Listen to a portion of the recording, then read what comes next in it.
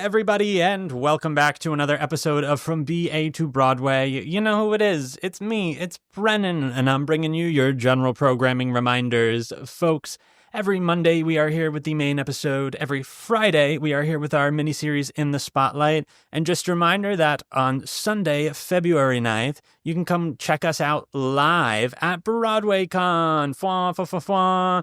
Yeah, folks, that is right. We are doing a live podcast recording at 10:45 a.m. on that Sunday of BroadwayCon with our special guest, Ms. Cara Rose DePietro. We are so freaking excited. So come out. We'd be so excited to meet you. And you can get tickets at BroadwayCon.com.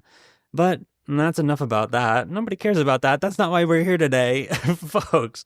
Today I have with me the one and only Mr. RJ Christian. RJ. What is going on? Oh, I'm doing so good. I'm so happy to hear it. Welcome to the pod. It's delightful to be here. I like your little fwa fwa fwa fwa. Thank you. Of course. Very smooth. You know, the air horn sound really just weeded its way into culture like so immediately when it first happened. And it's so iconic. It hasn't left.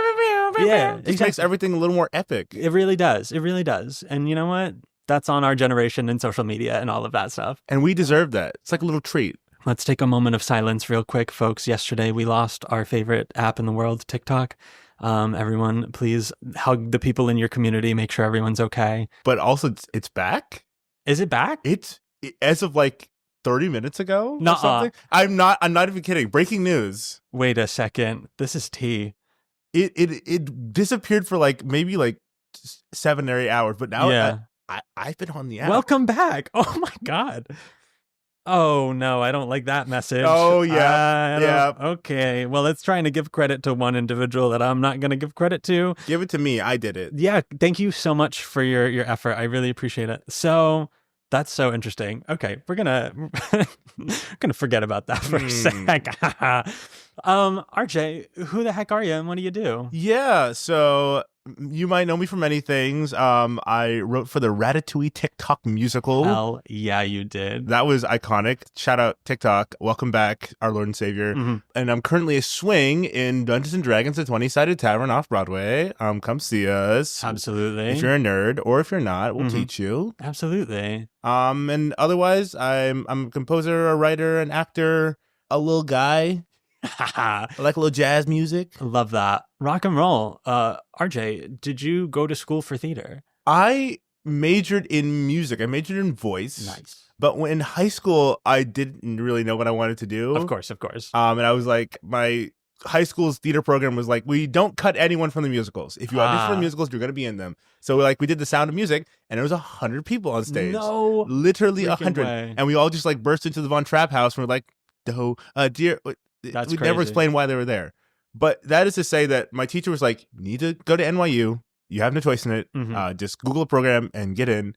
And I was like, okay. And I auditioned and somehow I got in. Amazing. Even though I filmed my pre-screens the day of. Mm-hmm. And just so happened to have a pianist to do it. It was so by the seat of my pants. But majored in music, majored in voice because I wanted, this is so nerdy. Go for it. I saw the video of the Les Mis, one of the anniversary concerts, I forget. But it's the one where all of the Valjeans from across the world, like 15 Valjeans are singing. Do you hear people sing? And the German guy started singing. His voice was so amazing. I was like, I want to do that. Shit, I want to be like German Valjean. And that was the moment. That was the moment. And now here I am, one BM wiser, several $1,000s broker. Of course, as it is. But we are now in an off-Broadway show. Yeah. Where I don't use my music degree. So, you know what? Look who's laughing now. Whatever works, you know? We did what we had to do. We weaponize our degrees in whatever way we possibly can. I like weaponized. It's true. You know, it is. It's a tool in our tool belt, and we got to whip it out and smack them right in the head with it, I guess. Whip them out and smack them in the head, folks. Oh, God. That's merch right there. RJ, are you from New York? I'm from North Carolina. Oh, my Lord. Welcome. Shout out to Boone. It exists. Okay. It is on a map. Maybe not all of them, but it's there. Mm-hmm. No, I'm very much a Southern boy. I was told I walked slow when I moved to New York, and we had to fix that very quickly. You sure did. Now I walk so fast. I thank God. I know the subway. I'm starting to get like a real mean New Yorker streak, like, man, fuck the MTA. No, truly. Come on, Eric Adams. Oh, like I'm feeling it. Yeah, slow walking has always bothered me, of course, but like as of late, I'm getting the closest to yelling at people that I ever have in my life, and I'm like, oh my God, you need to calm down. Like, it's your fault that you're always running late. And you know what? That is on me. I will take that. But also, just, I don't know, don't walk 4 people wide on the sidewalk. That's wild. You know? It's like I used to work in Times Square and like giving out flyers. And every day when I was going to work, people would just be like standing in the middle of the street, taking pictures and like standing in front of like the Disney store and like just being menaces. And I'm like, sir, I'm trying to go and be miserable for 8 hours outside handing out flyers for Aladdin. Exactly. Like, let me do my thing, please. That's the thing is I'm just trying to get to work, okay? You know? Like, this isn't Disney World. People live here. You are walking on the sidewalk. That is our street. You are walking in the middle of our street, essentially. And we need to get to work. Please. And you know what? Hey, I'm walking here nearly entered my body and exited. And you know what? We have the right to say it. We're allowed to say it. That's our word. Oh, God. You know what? You're right. RJ, so you grew up in North Carolina. It's true. Was Sound of Music the first foray into the artistic world? Were you raised artistic? My family was generally... Well, I'll say there were a couple of musicals in our foray. It was like Hairspray and The Wiz were always on repeat. And then when Dreamgirls came out, that was in repeat as well. Nice. If you haven't seen the Wiz movie, there's a scene where they're like going in the subway and like the columns come to life and start chasing them. And I had nightmares all about it. It's so scary. Oh my God. It's so scary for no reason. I haven't seen the Wiz movie now that you say that. If you're an adult with, a high fortitude, maybe. But if you're feeling weak right now, the thing is, I don't know if I have high fortitude. I famously cannot watch scary movies, so I don't know if that's on that, if that speaks to my fortitude as an adult and a cinema goer. But I don't know. I feel like I can brave the Wiz. I've seen it on stage. Like I'm familiar with the show. So listen, whoever directed the movie version, they said we want it to be spooky. Yeah, for no reason. Good, but that is to say that I did like plays in like elementary school.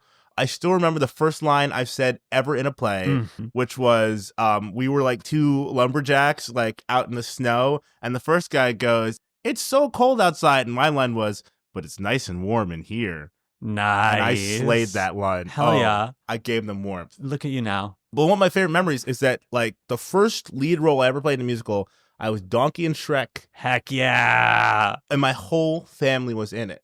Oh my God. My little brother and sister were in the ensemble as Hansel and Gretel, and they were twins, and they were super cute. Wild. And then my older sibling played Gingy, and my mom played the dragon, which was a little weird because I was Donkey. And that's a thing. We don't talk about that. Yeah, we're not going to dive too far into that. Freud could take care of it. Yeah. And my dad was the big bad wolf. That is incredible. It was iconic. Will never happen again, but what a sweet moment. Hey, never say never, you know? Like Justin Bieber said. Did he say that? I will never say never. Oh my God. He's really, his discography has really changed so much over the years to the point where I'm hearing things and I'm like, that can't be him, right? He's still just around. You know what? Good for him, I guess. Thank you, Justin. Yeah. This episode's sponsored by Justin Bieber. It could be. Listen, if you're out there, you know what? You are out there. You're definitely listening to this, of course. He wants to know how to get to Broadway. Yeah, literally slide into the DMs. I will invite you with warm, open arms. Wow, iconic. Yeah, this is a big Shrek the Musical stan podcast for sure. It's so good. Better than it ought to be. It's one of the best pieces of musical theater, and there's no changing my mind on that. I think one of the last perfect musicals on Broadway. I think there's a lot of good musicals on Broadway. For sure. One of the last perfect musicals on Broadway. Legally Blonde. Legally Blonde. You are saying all of the right things. This podcast is also a Legally Blonde stan podcast. It is so... The movie is amazing and iconic, and I think it's so risky to adapt it. I think in some ways they improved upon the movie. I agree. I agree. And they take it so Seriously. It had no right to be as good as it was. And it really it soared. It really soared. Back to the sun. Back to the shore. Back to where I was before. Sobbing. Absolutely sobbing. Don't take me out. Yeah. Crying. Correct. You know what? That is correct. We here at From BA to Broadway stand Legally Blonde the musical. If you have not listened to it, turn this off right now. Go listen to it. Go watch it. Go listen to Legally Blonde. Yeah. Live. Breathe. Truly. Experience. You will be free. You will be set free. It was Barbie before Barbie. That's true. You know, Legally Blonde walked so that Mean Girls could yeah. No. We're going to rephrase this. Legally Blonde ran so Mean Girls could jog and Barbie could jog faster, closer to running, but not quite there. But you know what? It paved the way for so much, and I'm very grateful for that. Wait, Mean Girls themselves said they had high heels that they could not walk in. Oh my God. That's what they said. And you know what? There we go. You heard it here first. That is coming directly from RJ. That is fact. Listen, but if someone wants to hire me to do Mean Girls, I will take that job. Yeah, of course. I still got to eat, so 100%. Then I'll love it. Absolutely, we're not hating on anything. Don't get us wrong. Never. We need to be employed at the end of the day. Oh dear God. Okay, so you were hanging out in North Carolina. You moved here for school? I moved here for school. Okay. NYU, baby. Love it. Rock and roll. And then you just dive headfirst right into the world. What did that look like for you? Well, I graduated in 2021, which was not a good year to graduate. I'm so sorry. The last year, I had to do my senior recital over Zoom. Yeah. Alone in a hotel room with karaoke tracks. And I had my program's whole thing was like the character study. That's the biggest thing. You get to like cut a musical down and you get to play whatever lead role you want and you get to get like 4 of your friends to be in it with you. And I wanted to do Bridges of Madison County. Oh. I was so excited. And I had so many of my soprano friends being like, oh, can I please be your Francesca? Like, I think it'd be so cool. And I was like, oh man, it's going to be so much fun. We're going to be singing duets. And then the pandemic hit and I was like, I guess I'm going to do Robert Kincaid all by myself. Yeah. So no 1 second a million miles, no falling into you. We're just going to be doing the solos. And the solos are good. Yeah. The solos are really good. It just wasn't the same. No, it's not going to be, I had to do my little French set and learning French by yourself in a little room. It will break you. That language, it was hard. Of course it is. It's the language of the snooty people. And they're not going to make it easy. It's like vowels you've never heard of, and then you put little names. French. No. I'm very sorry that you had to go through that, but we did it. You are all the stronger because of it. And in some ways, it's true. Because it's weird that I graduated, and I was like, okay, time to get on that EPA grind and go into things and do summer stock and all that jazz, and it just wasn't there. Yep. So the projects I was doing were like, here's a Zoom reading of a musical, and we're gonna do a workshop of a weird thing, of a weird adaptation. I did an Animal Farm reading where I played the dog, and it was fun. Okay. But all the stuff I did out of college was just these weird, small, quirky readings here and there. And in some ways, because I never did the regional theater market. 99% of the theater I've done has been in New York, and 1% was in New Jersey. So I've just stayed here. Yeah. Which I felt has kind of been, it's been nice. Yeah. I haven't had to do I know some people are doing 10 productions of Jersey Boys. Of course. Okay. You're paying off your rent. Yeah. And you look like you're having fun. Yeah. I don't know what, if you're auditioning for the next big musical, it's you played Tommy DeVito 15 times. I don't, okay. It'd be like that. The Jersey Boys circuit, the beautiful Carole King circuit. Oh my God. Once you're in, you're in until I've been in. I've not booked it yet, I'm split. On the other hand, I'm man, the people who do this, they don't know what they're trying to do. On the other hand, I'm I can't even book these shows. Listen, they have a suitcase of people that are just doing it over and over. They got their formula. Listen, if I was a 5'8" white boy with a beautiful falsetto, and you know what? Get me in there. They run the world of musical theater right now. This is their world, and we're just living in it. Gosh, darn it. Yeah, it's okay. It'd be like that. I'm not mad. Your time will come for sure. Yeah, I'm ready. You don't need that show. You don't need that show. Yeah, I don't need you, Jersey. No, but of course, if they want us, we're gonna take it. Yeah, of course. You know, I'll take a check for sure. So, do you think you would like to enter the regional market at some point? Or has this city just pulled you in so much you can never leave? Well, here's the thing. Like, I split my time as a writer. Mm-hmm. And so many of my writing roots, like I'm in a couple of writers' labs and I do workshops. I do them here. Yeah. And I think what's awesome about like the career, quote unquote, that I've curated is that like I know a lot of writer friends and I've been able to do some really cool like readings that feel Broadway-ish. Yeah. And I've been able to do a whole lot of cabarets.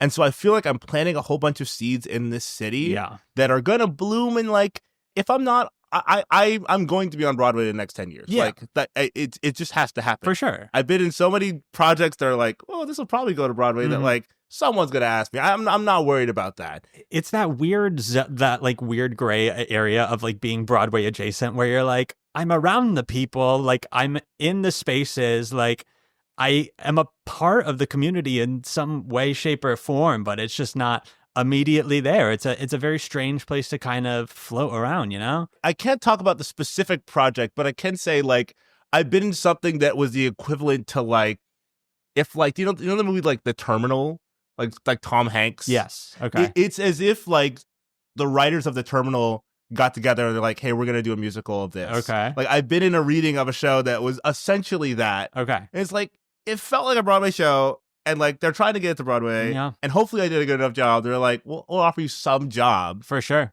I'm not worried about it. No. It'll be fine. Of course. We're making those connections in the process, you know?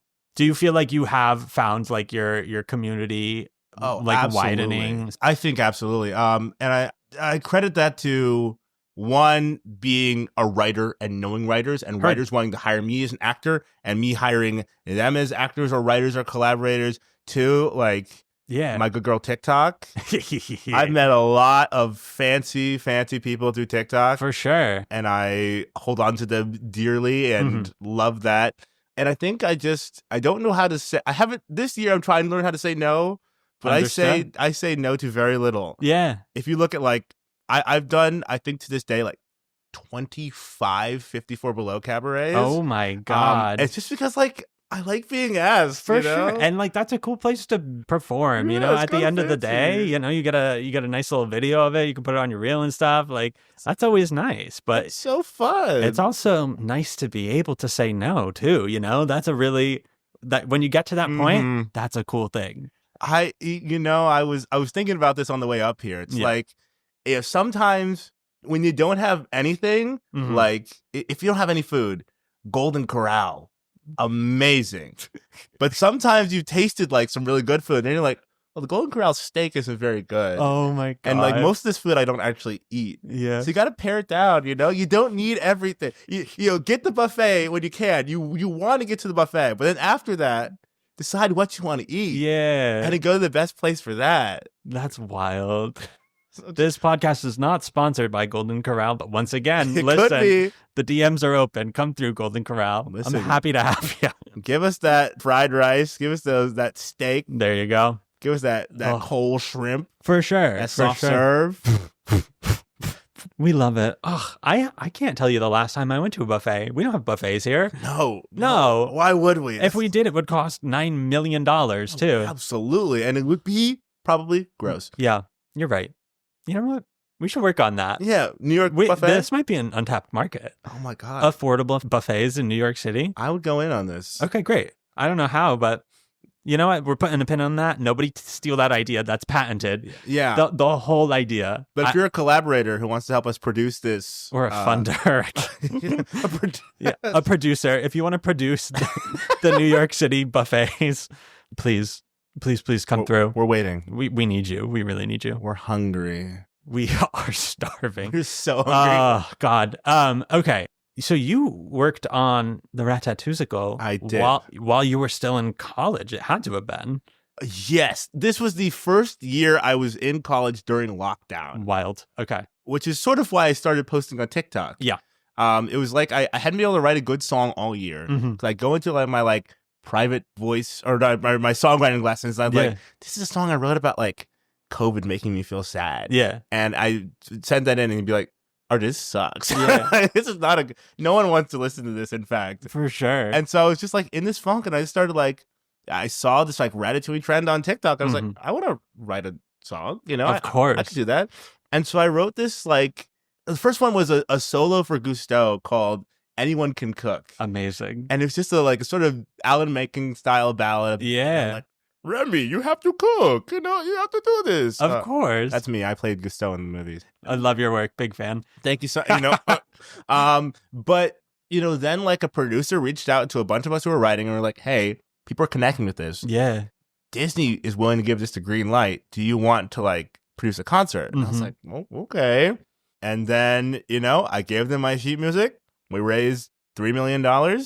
And the rest is history. That was one of the craziest. I think that was one of the craziest things that happened during the pandemic. So wild. Yeah. Like my music was sung by Andre Deschields. It sure was. That is crazy. And like this very weird, obscure little thing that happened on TikTok was then greenlit by the Walt Disney Corporation.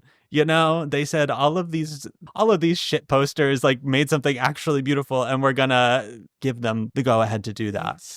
And that will never happen again. It will never happen again. And they tried to do it again, and it didn't quite work very well. What did they try to do it again with? So there was TikTok produced their own musical called For You Page. No, that's a no. That's a no from me. I was asked to work on it, and I think, as one of the contributors, I think that they tried to create a trend. Of course. And tried to recapture the lightning in a bottle that was Ratatouille the musical in a way that increases their brand. And I think it didn't quite live up to that expectation. That's tough. I think a lot of cool writers performed it, and I think the performers did their great job. They got some cool people to do it. But I just think it didn't, Ratatouille was lightning in a bottle. I mean, yeah, I feel like that was a niche enough concept. It was a niche enough movie where like everyone knew it, but like it wasn't always the first thing that popped to mind. It didn't have a ride in Disney World as of that time, and like that really was a tiny little thing that so many people were like, actually, this is lit. You know what? We've been in hysterics for the past year. We've been going crazy, and this is fun and lighthearted and bringing us joy. And you know what? Let's go for it. It was the best of time. 100%. Oh, now look at us. Oh, now we're so sad. What happened? You know what? It's a new year. Oh, true. We're doing our best. It's going to be great. I believe. It's despite the next couple of weeks, it will be great afterwards, hopefully. I don't know. Who's to say? Yeah, I moved to New York on January 1st of 2021. Oh. Yeah. That's no good. It was a wild time. It was definitely a ghost town for sure. But I do distinctly remember that as we were driving through the city, that there were actual Ratatouille billboards all over. Like it was lit up in Times Square. And I was like, this is wild. This is amazing. And you bet your ass I tuned in that very night. That was one of the first things I did after I moved to New York City was I participated in the culture and the theater of Ratatouille the musical. Welcome home. Truly welcome home. And you know what? It was ceremonious because that first apartment was indeed infested with mice. I was indeed surrounded by vermin. So Little Remy's. Did they teach you how to cook? No, they just really terrified us to our core and tormented us. That's the other thing they do. It'd be like that sometimes. We learned a lot of lessons in that first home, and there's a reason we no longer live in it. Hey, but this new home it's nice. They are going to have to drag me out of here by my cold, dead, very poor hands. Damn, cold, dead, and poor. Yeah, well, because listen, deadly trio. I'm always going to be fighting while I'm poor, but they're really going to have to kill me to get me out of here. Okay, so was that you kind of had a flex while you were still in school? I did, and I really.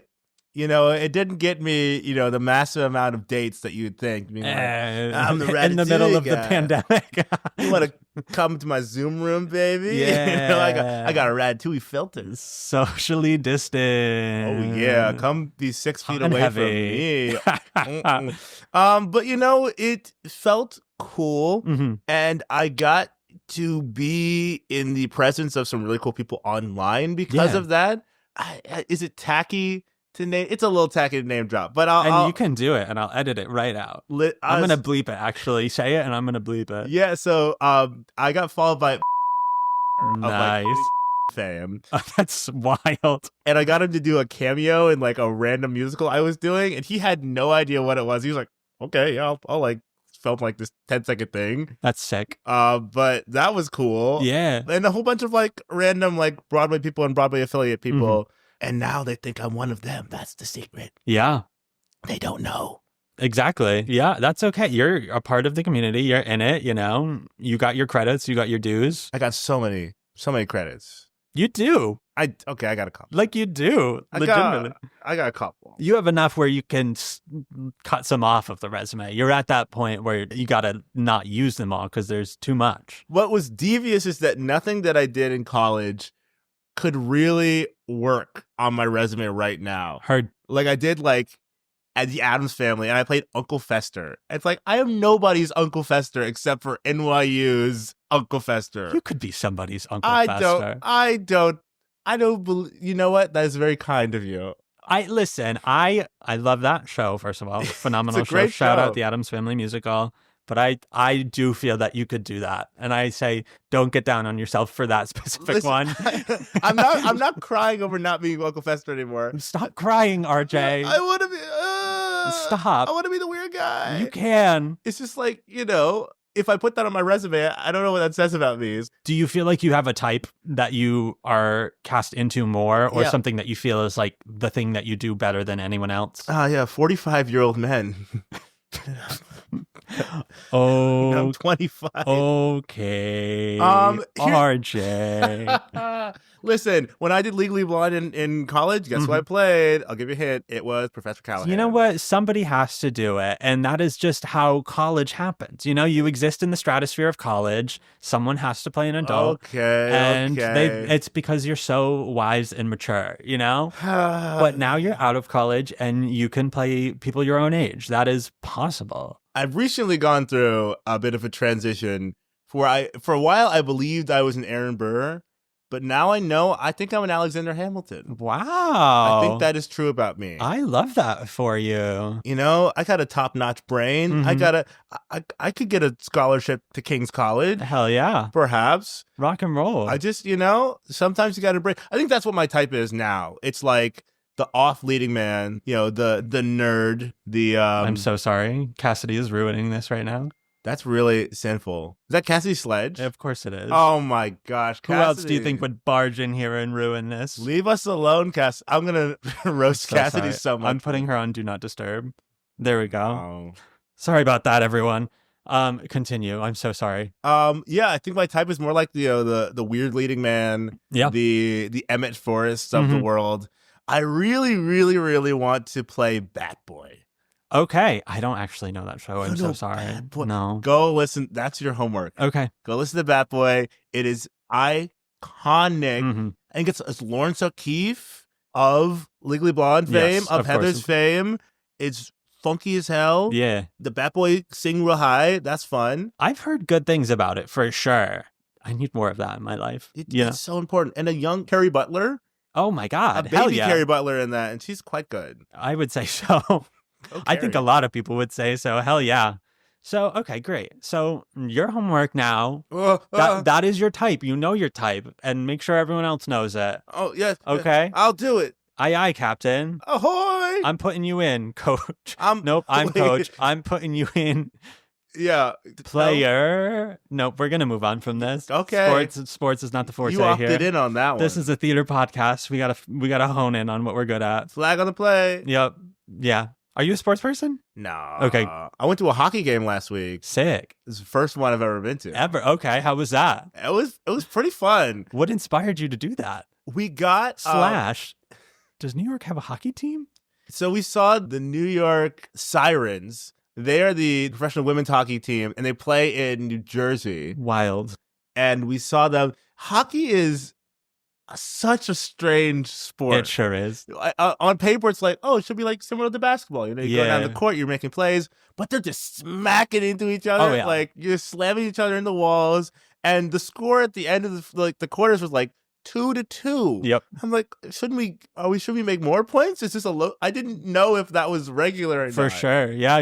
And it ended with like a shootout, and it went to like triple overtime or something. Like, it was such a dramatic game. Yeah. Of 4 total goals. Wild. But it rocked. I'm so happy. Those ladies freaking are strong as hell. Yeah. And if they want to body check me sometime, Whoa. they know where to find me. Hell yeah. Yes. Good for you. Okay, listen, once again, you heard it here first, folks. Let's make it happen. If you're a hockey player and you want to smack me into a wall, there we go. Just reach out. I gotta say, I don't really participate in sports culture, but hockey was something that I always did like to attend back in college. We had a very good hockey team. Yeah. It was really just an excuse for the student body of the University of Massachusetts Amherst to get belligerently drunk and let the other team know it. It was actually pretty bad. Upon reflection, our student section would start directly behind the other team's goalie. And the most savage of the savage would sit in the front row so they could read his jersey, find all of his personal information on the internet, and then shout it back at him. That is so funny. It really was, but I think some things were said that, upon looking back, probably shouldn't have. But you know what? We were number one. We were number one in the nation, and there was a reason. You do what you got to do in the blood sport that is hockey. And you know what? We did. We sure did. And it's all thanks to us and Sam the Minuteman. Thank you, Sam the Minuteman. Absolutely. Love you. Pride and joy of UMass Amherst. Miss him. Hope he's doing well. I digress. That was a good tangent of ours. Okay. Cycling back. So you graduate. You're building your community. Oh, yeah. What were your methods of doing that, would you say? Like, do you think the TikTok of it all was like the start of it, or did you find other ways? Like, what was your journey in that? What would you recommend for folks? I think that part of it is like, I didn't get the like good jobs right away. Like, it's a lot of like, I think most of my resume, if you looked, or I guess my CV, of course, right, is a lot of like things that were like $50 stipend for 2 weeks here. And like, $25 stipend to sing this song here. Mm-hmm. And I think what I am really proud of is being able to show up and be like a super useful person to those people.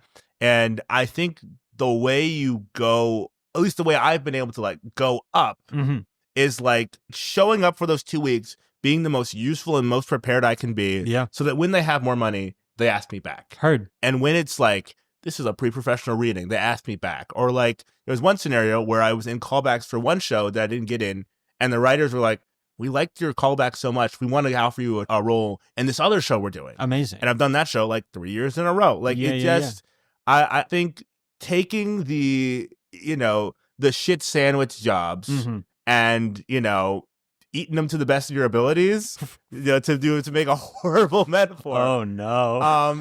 And just you got to go wide. Heard. You got to do as many as you can. You, like, go on the like troll backstage. Yeah. Be as nice as you can when you show up. And sometimes the job might actually suck, and you don't want to work with those people. But one of your other actors might see you perform, and they know somebody, and they need someone your type. Heard. That's really what I did for most of it, and I think also investing in my friends that I think are really talented. Yeah. It pays back dividends. Totally. If you see someone writing like a show that you think is really good, like, this shit is awesome. Like, if you need me to sing for something, please let me know. Yeah. And you sing on that demo, and then like, oh wait, I'm doing a concert of it. You know the music. Like, one of your friends is going to be famous. That's true. That is 100%. Yep. And networking is like, there's a fake way to network, and then there's just like being genuine with the people that you are fans of. Yeah. And trusting that they will remember you when they get to the top. I love that. Yeah. It's just as simple as that, because someone has to make it. Yeah. And just increase your chance of knowing them, and then you'll make it eventually. Yeah. You got to show up. You got to be yourself. You got to be a good person. At the end of the day, that is what's going to get you the farthest. That's it. Like, so many people, if you look at like what like Lin-Manuel Miranda does. Yep. So many of his people are his go-to guys. Totally. Because they were like down to clown on day one.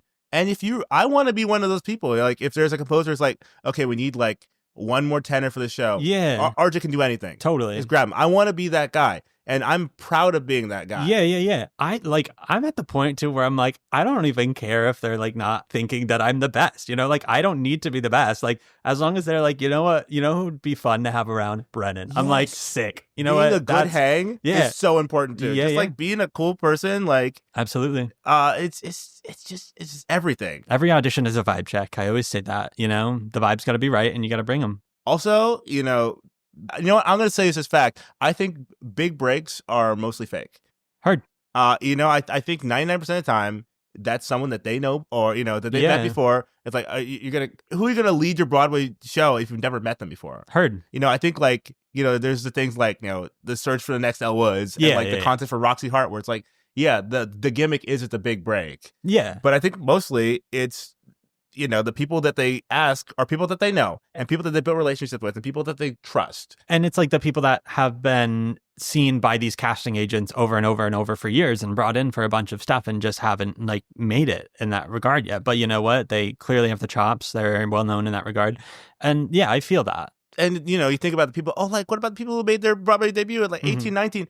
They did the Jimmies or like they were like Chip in the Broadway production of Beauty and the Beast. Like this doesn't happen quickly. For sure. It's an illusion. Like the big break doesn't exist. Yeah. You just got to grind. And sometimes your grind starts when you're 20 or when you're 25 or when you're 30. But I think you just got to start. And eventually, mathematically, if you hold out enough, something good will happen. Yeah. It's just because most people quit. So many people quit. Yeah, it's so true. And like the thing is like when you're an actor, like you have to believe what is meant for you will not pass you by. However, that does not mean you can stay idle. You can't just wait for that thing to happen. You have to work for it. You have to put in the hours. You have to show up to these auditions at God knows what time. No, you know what? I'm amending that. I hate that. Let everyone stop showing up so early to auditions. No, knock it off. The other day I showed up to an audition before, like a little bit earlier, but not incredibly early, like before signups for everything happened. And I exited the elevator and I could hear the holding room from all the way across Pearl Studios. Like it was so far removed in the corner and I could hear it from there. And I was like, oh Lord, this is going to be a very busy, chaotic day. Mm-hmm. And boy, was it. It's a very interesting problem we have here. Very much so. Because so many people think that if I go to this EPA and I go there at 6 a.m. Yes. And I manage to get seen and I give them my 8-bar cut, that will lead to my Broadway debut. Yeah. And for so few people is that true. Yeah. I think there's some things like if you want to like enter like the Hamilton machine, right?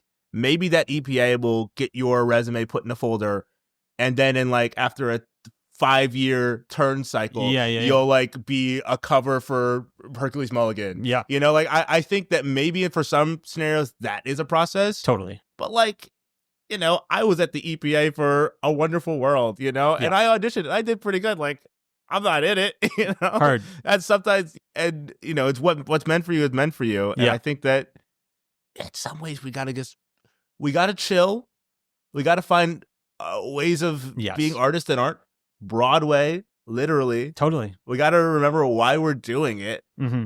I would like those like big cattle calls to no longer be cattle calls. I think I want everyone to show up, like for sure, but I want everyone to hone in. I want you to know what is the best use of your and everyone else's time in terms of what you're showing up to, what you're right for, yes, we will take any job we can, but I think if we balance it out a little bit, then this market will be more attainable and there will be less chaos and more time for us all to sit in the art and what we do best. Well, it's also like the way that those auditions work are not for the actor's benefit. No. The reason they have the equity appointments and then the equity alternates and then the EMC and then you is because it is more financially, it's more efficient for them if they see everyone in every slot. That's exactly right. And so that you showing up for them is just making their time more efficient. They don't need to see you. They're not doing it because they're charitable. They do it because so they can see the maximum amount of people they can see that day. Totally. And I think we should just chill. For sure. And also, I think I'm lucky in that way that I have an agent, I have a manager. Yep. and I can get appointments for things that are actually casting. Yes. And I don't have to, I haven't gone to an EPA in a while.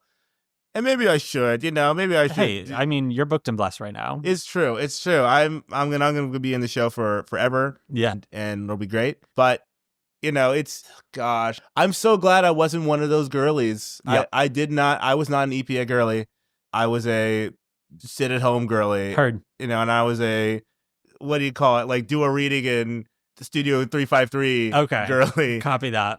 I definitely when I got here, I didn't audition for a long time. Like it was a long time before I really got into the machine of it all. But even now, I can't show up that early to things and just sit there. I just can't do it. It's not, I have work later in the day, I have other things going on. I need to sleep. I need to sleep a little bit. But if it's one thing where I can go to the Equity Building at 6 a.m., put my name on a list, and go home and go back to sleep before I have to get up and get ready for it, great. That's fine. But I just can't go stand outside of Pearl at 4, 6 in the morning, whatever, and just wait. I can't do that. It's just not.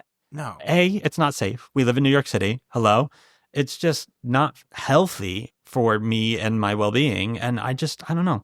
It feels like that would be a level of desperation for me personally. Mm-hmm. For me to get to that point, I know with my mental fortitude that I would have to get to a darkish place that I don't want to be. And I'm not saying it's like that for everyone. I think there's so many people that are out there that have so much tenacity and are really just chasing their dream. But me personally, I just don't feel like that is how my journey will go.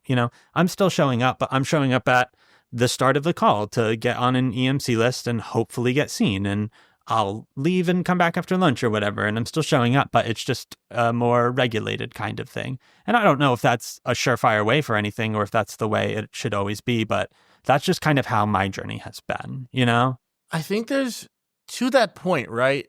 I think we're taught a very confusing message about what work is as an actor. And insofar as what does it mean to work really hard? Totally. And, is it maximizing your suffering by, going to the Dear Evan Hansen open call at 4 a.m. and then trying to sing Waving Through a Window at 11 a.m. after being in the snow for 4 hours? Mm-hmm. Is that working hard? Or is working hard having good material on your website? Yeah. And is working hard going to singing at a cabaret and going out for drinks and talking to producers? Is working hard working on yourself and going to voice lessons and dance lessons and priming your skill so that when an audition comes up that you're right for and you can get seen for, you are ready to show up and be a person. Yeah. And there's the other idea of Broadway on such a level, it's a good job. Yes. It pays well. For sure. But you can get just as artistically fulfilled doing, a show in Missouri. Yeah. You can get just as artistically fulfilled doing a reading with your friends in your apartment. Yes. Getting drunk on your birthday and sight reading Shrek the Musical. There you go. That could fulfill you just the same. It's just not paying your rent in New York. For sure. And I think that idea of why Broadway, TM is the dream is, I'm still sort of unwrapping that as well. And for sure. I'm in a long-running off-Broadway show, and, and my name's in a playbill, so I'm not one to talk. But I think it's a job, It's a job that pays well. Mm-hmm. And if you want to have a job that pays well and you get health benefits from, Broadway's a great thing to go for. Yeah. But if you want to fulfill your dreams of being an actor and artist and that's what fulfillment is, I think there's some unpacking to do. Yeah, there's you can do that other so things many out other places. there. Yeah, for sure. And it's another thing too is all these people auditioning out here in this city. You're at a studio all day, and then you leave, and then you go directly to work so that you can pay for where you live and food. And at the same time, it's you need to take time to build a life for yourself too. You need to build a community. You need to get a routine because if you do book that Broadway contract, then all of a sudden you're doing 8 shows a week and you have so little time to yourself. And who are you in those moments? How are you going to fulfill yourself? Who are you going to reach out to? Because you're not going to have time to build so much of community. You're going to have friends at work for sure, but you also need a work-life balance. So what is the life going to be? Yeah. I mean, it's building that. I'll say that I've been producing my own shows in the city for probably about 3-4 years now. Yeah. And it is amazing. Yeah. I make no money. Sometimes I lose money. And these days I'm trying to like pay my artists as much as I possibly can. Yeah. But when I do those scrappy little musicals and I see the audience out there and I get to do stuff that I've written and I'm performing it, I am 100% fulfilled. Yeah. Like, I could not imagine being on Broadway being any more satisfying than doing that show with my friends in front of an audience and, having that fulfilled. Totally. And even now, like, I'm in 20-Sided Tavern and I love it so much. I'm still like producing my own shows. Yeah. Because that is a part of my artistry that fulfills me. And I've got the great job and I've got the great community that I could not ask more from. Yeah. I still like doing that. For sure. And I built that when I had nothing. Yeah. And now I have everything. Totally. You want to be like me? I'm the greatest. Yeah. No, truly. I mean, I think, at least for me in particular, I can't speak for everyone, but like at the end of the day, my goal is to make money doing something I love. I would love to sustain myself and just be happy, whether that's on Broadway, who's to say? I want to do it all. I want to be regional. I want to be on the screen. I want to do voiceover. I want to do all these. There is so much to do, and I would like to do it all. It's just the joy that I know will come from that, and like already does. Like I can't say like we're working all year, but like when I am working on a stage or wherever, I'm like, wow. I am getting to do what I love and sustain myself, and that is amazing, Yeah, it's just, that's why we're artists. Yeah. Like, it doesn't matter where we're doing, like, when you're in the throes of the show, like that performance, like, it doesn't matter where you are. No. As long as there's people around you and there's people watching you and you're feeling that together, like, well, unless you're doing it on a cruise ship, then I would be sad. Heard. I couldn't do it. I'm not strong enough. I think I'm in the same, oh my God. I think I'm in the same boat. Yeah. Oh, yeah. No, I think I'm in the same boat with the cruise ship thing. I think it would have to be either a show that I really, really love or just like a really, really big opportunity. But I think I would go stark crazy. I've also never been on a cruise. Really? Yes, which is definitely something I need to do, so I know. But I think I would go stark crazy. So I'm not sure if that's the life for me, but I just wish if I had the fortitude. Yeah. Oh, yeah. I'd be going out for like Carnival and like Disney Cruises and that like seems like a great gig. But just being trapped on a boat. Yeah. You're stuck on a boat. Yeah. You're stuck on a boat. I think I'd jump off the side. I try to swim back. To my performers all on boats right now, I salute you. And there's so many people who love it and do it consistently over and over, for years. And that's awesome. I'm just not built like that. No. I'm not. And if you want to know more about that, folks, go listen to our cruise contract episode because my buddy Greg really put it all out there. And you got to have a specific build to really do it. And I don't think I do. And that's okay. There are so many other things that I can do. And you know what? Those boats stayed filled. They stay filled. That's so true. They don't need us. No, that is so true. We're good on land. I need to be, I think, The Isle of Manhattan. That's a boat in a way. So true. Yeah, you know what? So true. Great. Don't think about it too much. Don't question. I guess I've never looked at the bottom of it. Yeah. I don't know what's underneath. It could be floating away right now. Yeah, that's valid. You don't know. Yeah, who's to say? Wow, iconic. So you have produced a lot of your own work in the city. It's true. What was your kind of process of doing that? Like, where did you even begin? How did you find spaces? How did you find people? Like, what does the process of that look like for you? So it started out, I met my writing partner, Cameron Reese, in college. And we immediately started writing a whole bunch of musicals and trying to get them into as many clubs as possible. And I think we learned a lot about what good producing is, but more often what like not so good producing is. And when we graduated and we were like, wait, let's do something out of college maybe. We started looking for everything and everywhere. And we started reaching out to people who we worked with in college who seemed like they were like gonna be superstars of producing and be like, please help us. Yeah. Please help us figure this out. And we worked at, shout out to The Tank, which is, free theater space. I guess ticket split. We love it. If you're trying to produce your first thing, it's not a bad place to go. Amazing. But we did our first show there, and we learned a whole lot. We learned a whole lot about how to produce things efficiently and how to get butts in seats. Yeah. And so now our model has been, we produce at this venue called Caveat. Okay. Which is like mostly for like stand-up shows and concerts. It feels more like a cabaret event. It's like, you know, with all the love in my heart, it's like the poor man's 54 Below. Heard. Okay, great. And we've managed to be able to do fully staged musicals in this space. And the people there are so amazing. And they have amazing like video package and audio package. And the last show we did was a Christmas show. And we managed to put it up in 2 weeks. 1 week of music rehearsals, 1 week of staging rehearsals. And you know, we managed to have such a low overhead. Yeah. And we paid everyone a cool stipend. We had a 3-piece band. Nice. And the house was packed. We did it one night. That's the other thing. Yeah. We know we can sell out if we do it one night. Heard. You know, and I think what I learned most is that you also have to learn to write for what you can produce. Understood. Because like we write 4-handers and 5-handers. Yeah. Because we can pay 5 people. Heard. And we don't pay ourselves because we get paid in the art. Of course, yes. But we are rich in art. Oh, yes. I need no money because I know where it comes from. Yes. It comes from me. Truly. Why would I pay myself? We're in the red. Yeah. But I think, the big lesson is be efficient, be quick, work with your friends, and reward people who are fans of yours. Okay. Because there are some people who I know that like actively like being cast in my shows. Yeah. And I'm like, that's great. I'm going to keep putting you in shit. For because sure. You're very excited when you're here. Yeah. And if you're excited, the other people will also be excited and treat this like a real thing. And like that is like the biggest compliment.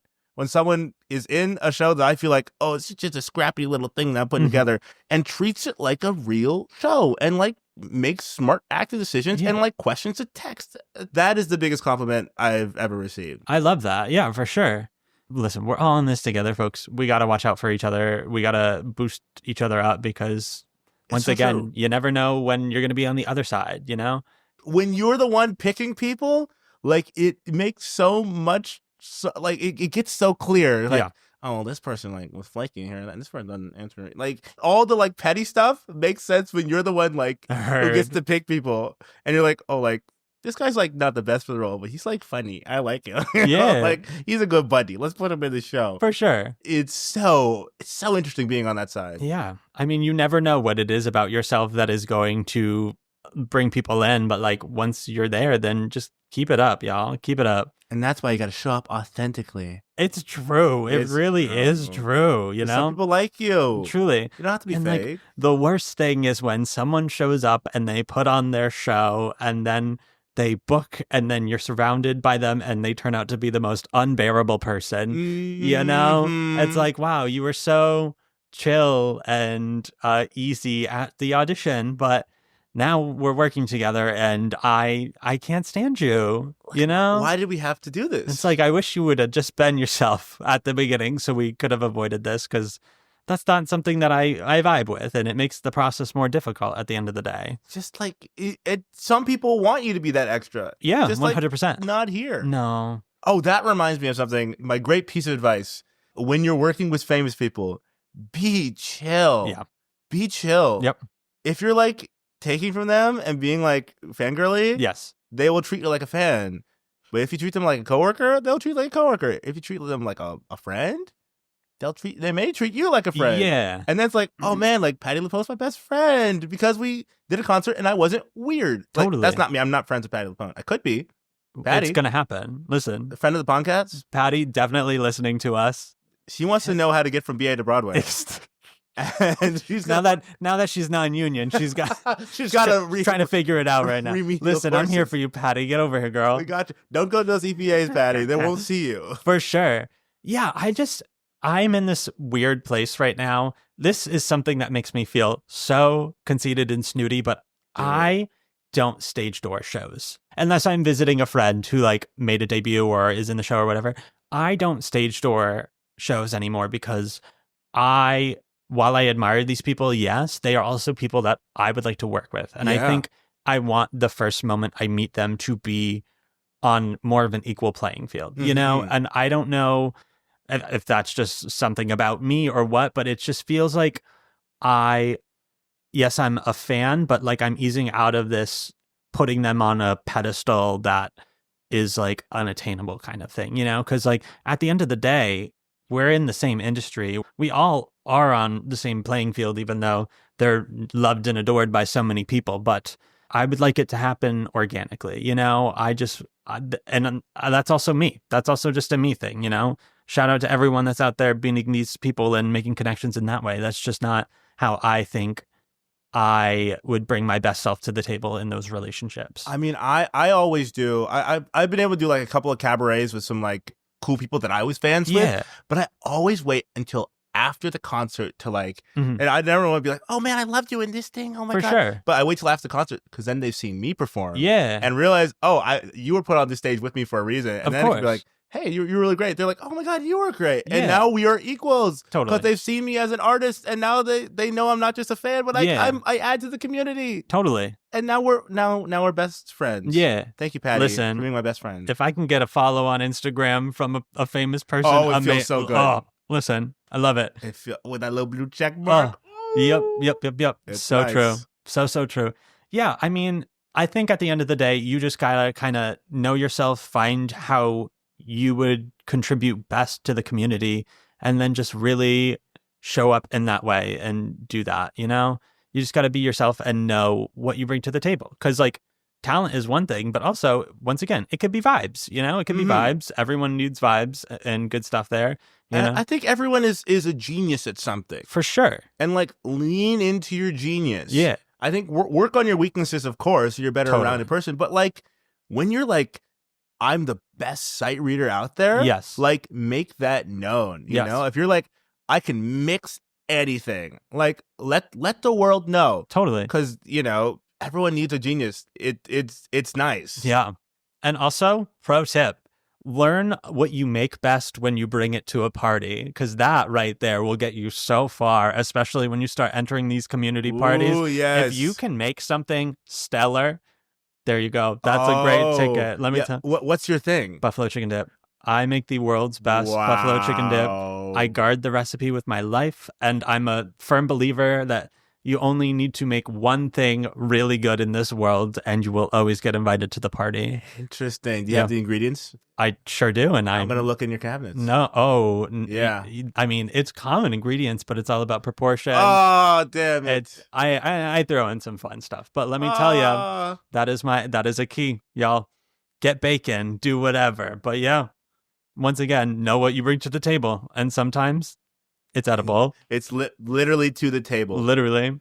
I love that. I feel like the community aspect of all of this is just like really, I can't harp on it enough. It really is what makes or breaks you, and then also a career and happiness in this field. Because like the strata is so fake. Yeah. Like someone who was booked one-off Broadway show is no better than when someone's booked 10 or someone's booked a Broadway show or someone's on a cruise. Like they all had the chance to be in the same room at the same time, and they might end up in the same room with you. It doesn't. They're all people. Totally. Like just be chill. Realize you are there for a reason. You know, do your best work. Yeah. And then everything will work itself out. There you go, folks. You heard it here. Do you have any other wise words that you want to share with the people? Anything for the little RJs out there? My wise word would be forget about type. You are who you are.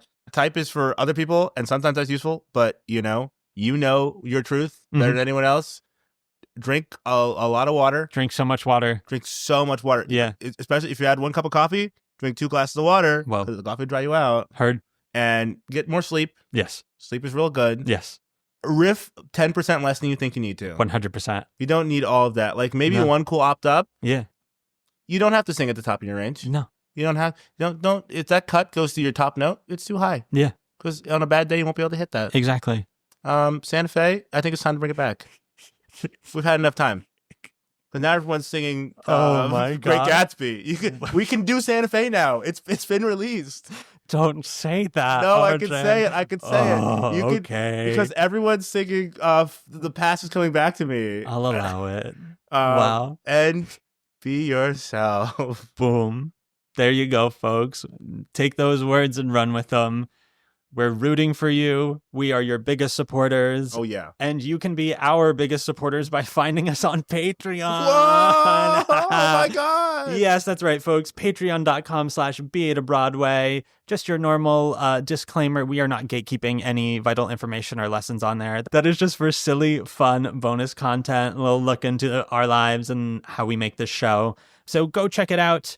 As always, you can find us on most social media platforms at BA2Broadway.